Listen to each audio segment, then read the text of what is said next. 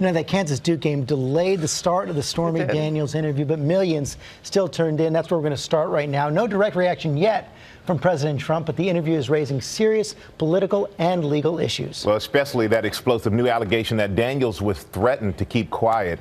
Our chief national correspondent, Tom Yamas, is here with the story. Good morning, Tom. Michael, good morning to you. There is no doubt this interview was on the president's mind. We now know over the weekend he had dinner with his lawyer at the center of this controversy at Mar-a-Lago. This as overnight Daniels finally told her story about that alleged affair with Mr. Trump. Very detailed, at times explicit, and a move that could potentially cost her millions in damages. I was perfectly fine saying nothing at all, but I'm not okay with being made out to be a liar or people thinking that I did this for money. Adult film star Stormy Daniels breaking her silence on 60 Minutes, explaining why she's telling the world about the night she says she had sex with President Trump back in 2006. And you had sex with him? Yes. You were 27, he was 60. Were you physically attracted to him? No. Not at all? No. Did you want to have sex with him? No. But I didn't say no. I'm not a victim. I'm not. It was entirely consensual? Oh, yes. Yes. Daniels says she and the future president instantly connected. First, over a magazine featuring him on the cover. And so I was like, does this normally work for you? And he looked very taken back, like he didn't really understand what I was saying. Like, does just, talking about yourself normally work? And I was like, someone should take that magazine and spank you with it. And I'll never forget the look on his face. So he turned around and pulled his pants down a little. He had underwear on and stuff, and I just gave him a couple swats. After that exchange, Daniels says the president furthered his interest. He's like, you're smart, and beautiful, and a woman to be reckoned with. And I like you. And in a new allegation, Daniels says she was once physically threatened to keep quiet about the alleged affair.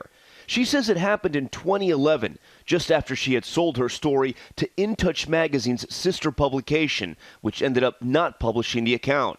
I was in a parking lot going to a fitness class with my infant daughter. I was taking, the seats facing backwards in the back seat, diaper bag, getting all the stuff out. And a guy walked up on me and said to me, leave Trump alone, forget the story. And then he leaned around and looked at my daughter and said, it's a beautiful little girl, it'd be a shame if something happened to her mom. And then he was gone. Daniels says that left her shaken. The experience, one of the reasons she agreed to sign a hush agreement with President Trump's attorney for $130,000 just days before the election. But before that confidentiality agreement was signed, Daniels was in discussions with news organizations, including ABC News, to tell her story during the presidential campaign. I think some people watching this are going to doubt that you entered into this negotiation because you feared for your safety. They're going to think that you saw an opportunity. I think the fact that I didn't even negotiate, I just quickly said yes to this very, strict contract, and what most people will agree with me, extremely low number, is all the proof I need. The timing of that payment just days before the election, now the basis for complaints filed with the Federal Election Commission and the Justice Department, alleging it was an illegal campaign contribution since Mr. Trump was running for president. Trump's attorney, Michael Cohen, told ABC News he facilitated the $130,000 payment using a personal home equity line of credit, and neither the Trump organization nor the Trump campaign were a party to the transaction. But Daniels' attorney has provided documents to ABC News showing Cohen using his Trump organization email address and mailing address during the negotiations. Daniels is now suing the president to break that agreement, claiming it's void in part because then candidate Trump never signed it. The president's lawyers say she violated the agreement more than 20 times and have now filed a motion seeking damages of $20 million. How do we know you're telling the truth? Because I have no reason to lie.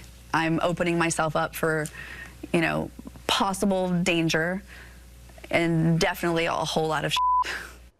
Now, overnight, Michael Cohen's attorneys sharing this copy of a cease and desist letter he has sent to Michael Avenatti, accusing him and Stormy Daniels of implying Cohen was responsible for that alleged threat made against Daniels in Las Vegas, accusing both Avenatti and Daniels of making false and defamatory statements. Okay, Tom, thanks very much.